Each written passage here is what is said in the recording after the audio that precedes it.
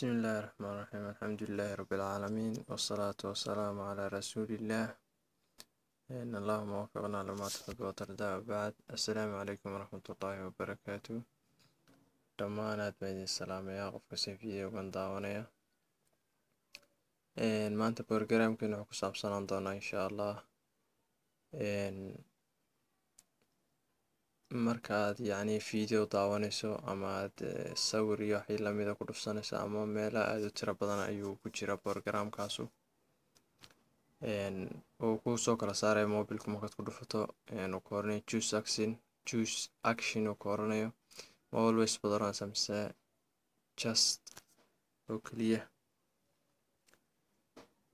balayno eegno nimka waxaan videogaasan bal daaranayaa saad si fiican ugu fahantaan waka complete action using kan ku sheegayo oo casharkeenu maanta ku saabsan yahay nimka markaasaa dooran buu leeyahay markaasaa dooran haddaan nimka just kaliya idhaahdo wuu soo shidi doonaa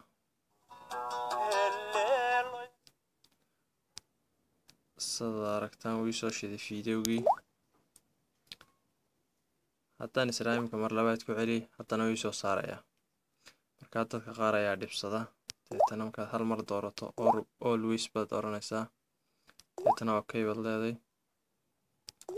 toos buu isugu bilaabayaa videogii toos buu isu bilaabi doonaa. iminka haddaan baag idhaahdo oo aan isiraahdo bal ku noqo bartii buu iska bilaabayaa wax uu weydiinayay iminka ma leh waayo always baan idhi had iyo goor waxaad iigu sii daaban idhi ms player video kastaan daawanayo. meelo badan uu kusoo saari karaa sida sawiraanta oo kale ama meelo aad u tiro badan ayuu ku oranaya ama always baad doonaysaa mise just one hal mar baad ku daawanaysaa wixii dambena iska bedelaysaa. marka aad bay u tiro badan yihiin meeluhu. marka cashirkeen maanta wuxuu ku saabsan yahay haddaan intaa haddaan hore iskaga soo dhaafo tusaale guud u nahayd haddaad always tiraahdo dadka inta badan ayaa ku dhiban hadday hal mar always yidhaahdaan hore u fahmi waaya say uga soo wada noqay iskaga bedeli lahayn inay hadhow mid kale ugu daawan lahayn. waayo imika markastaad daarto automatic wuxuu isku daarayaa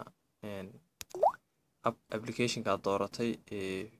video playerka ayuu automatic isugu daarayaa ma ogolaanaya mid kale inaad ku shido ilaa weligaa kaasuba ku saarnaanay ilaa inta iska soo bedelayso kaa oo aad u bedelinayso mid kale aad ku daawato. imika kan always baan idhi markaa halkaa mid bay igu shidi doonaa. marka insha Allah maanta waxaan isku dayi doonaa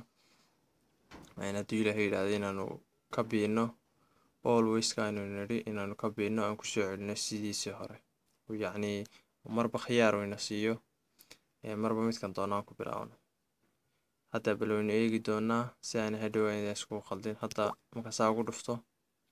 toos wuxuu ii geynayaa ms playerkii. haddaan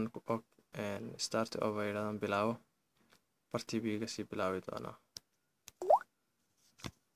bal waan masaxayaa haddaba saad u masaxaysana waxaad raacaysaa tallaabooyinka soo socda adigoo sidooda u raacaya. marka ugu horeysa settingkaaga soo fur. settingkaaga markuu saas kala soo furmo waxaad baari doontaa application manager ayaad baaran doontaa oo aniga xagga saaran imka application manager sida mobilada hawayga iyaga wuxuu soo qorayaa apps ama app manager buu soo qorayaa laakiin Samsung kan caadiga application manager buu soo qorayaa all mobilada Android deviceska.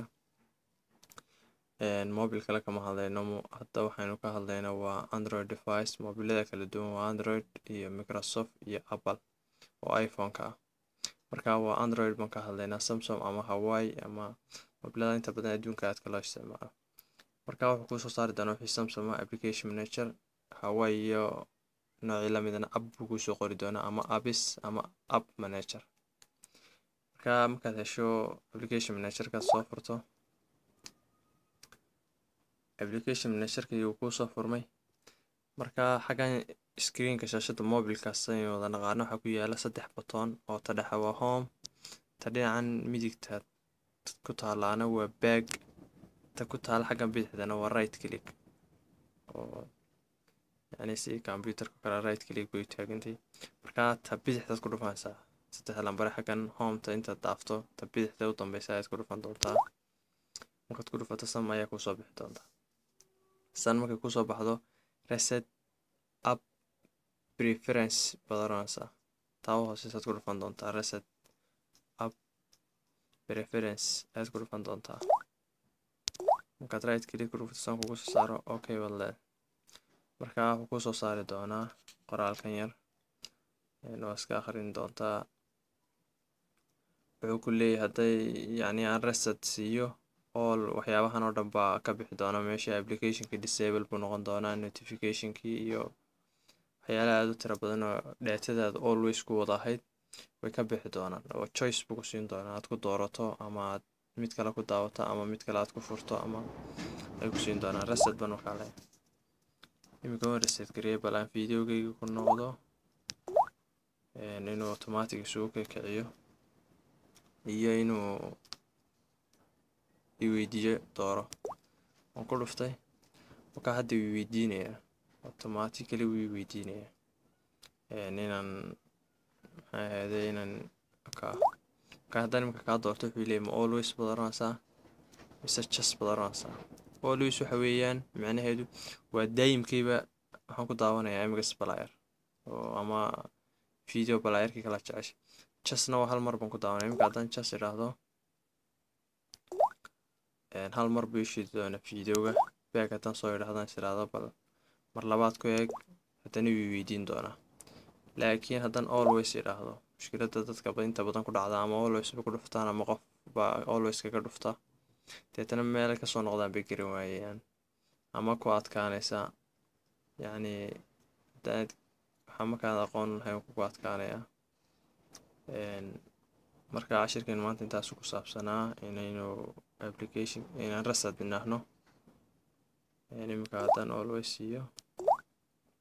automatic buu isu daari doonaa every time aan ku dhufto automatic buu isu daari doonaa balaa mar labaad ku celiyo automatic buu isu geyn doonaa markaa sidii aynu uga soo hadalnay ayaad samayn doontaa settingkaaga ayaa soo furi doontaa settingkaaga markaa soo furto waxaad raadinaysaa application manager markaad raadiso saddexda badhan ee xaggan shaashada screenka hoostiisa ku yaala mobilka hometa iska dhaaf backtana iska dhaaf right click ayaad ku dhufan doontaa markay kuu soo baxo laba qoraal baa kuu soo bixi doona ka hoosaad markaa ku dhufan doonto ayaad ku dhufan doontaa reset app preferenceki okay baad leedahay markaa automatic markaa caadi buu choice buu ku siin doonaa inaad kaa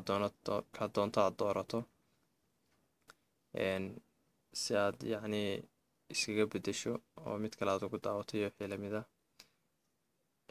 waxaa idii soo jeedinaya waa anigoo Farxaan Xasan Dalbaca oo ku magac dheer Dalbac ha ilaawina inaad subscribe gareysaan youtube-kan channelka aan youtube-ka ku leeyahay Farxaan Xasan Dalbac si aad u hesho